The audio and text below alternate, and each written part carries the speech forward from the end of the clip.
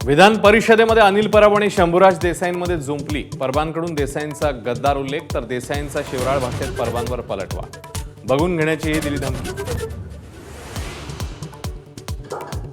स्थानिक स्वराज्य संस्थेच्या निवडणुकीत मवियाची गरज नाही, संजय राऊतांचं अतिशय मोठं वक्तव्य। ठाकरे बंधूंनी एकत्र येण्यासाठी जनतेचा दबाव असल्याचाही दावा। सामाजिक न्यायमंत्री संजय शिरसाट यांना आयकरची नोटीस, खुद्द दिली जाहीर कबुली। नोटिशीला उत्तर देणार असल्याची शिरसाट यांची माहिती। पटक पटक कर मारेंगे या वक्तव्यावर ठाकरेंना आव्हान देणारे भाजप खासदार निशिकांत दुबे ठाम। महाराष्ट्राचं योगदान मान्य करतो असं म्हणत घुमजाव।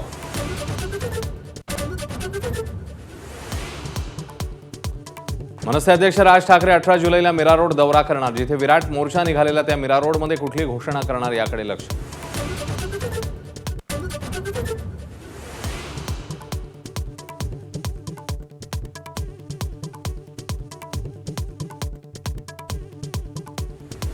विधानसभा उपसभापती नीलम गोरेंच्या सुरक्षा रक्षकाचा ठाकरेंच्या शिवसेनेचे आमदार वरुण सरदेसाई यांना धक्का। दुसऱ्यांदा असं घडल्याचं म्हणत सरदेसाईंकडून संताप।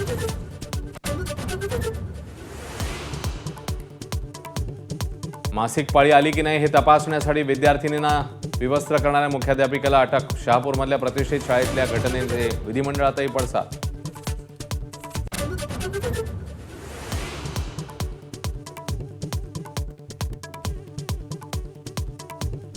छत्रपती संभाजीनगरमधल्या इंग्रजी शाळांमधल्या गैरप्रकारांची ओबीसी मंत्री अतुल सावेंकडून गंभीर दखल। सुविधा न देणाऱ्या शाळांची मान्यता रद्द करणार। तपासणी करणाऱ्यांनी दिशाभूल करणाऱ्यांवरही कारवाईचा इशारा।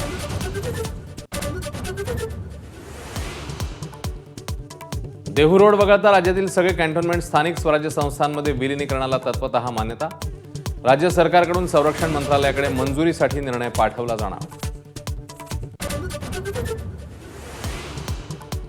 माजी पोलीस आयुक्त परमबीर सिंग यांना सीबीआयकडनं क्लीन चिट। तपासात तथ्य न आढळल्यानं सीबीआयकडनं क्लोजर रिपोर्ट। भाजपमध्ये इनकमिंग सुरूच। शरद पवारांच्या राष्ट्रवादीचे समरजित घाटगे आणि काँग्रेसचे माजी आमदार संजय जगताप भाजपच्या वाटेवर। नेत्यांच्या गाठीभेटी झाल्याची सूत्रांची माहिती। गणेशोत्सव हा महाराष्ट्राचा उत्सव म्हणून जाहीर। भाजप आमदार हेमंत रासनेंच्या मागणीनंतर सांस्कृतिक मंत्री आशिष शेलार यांची घोषणा।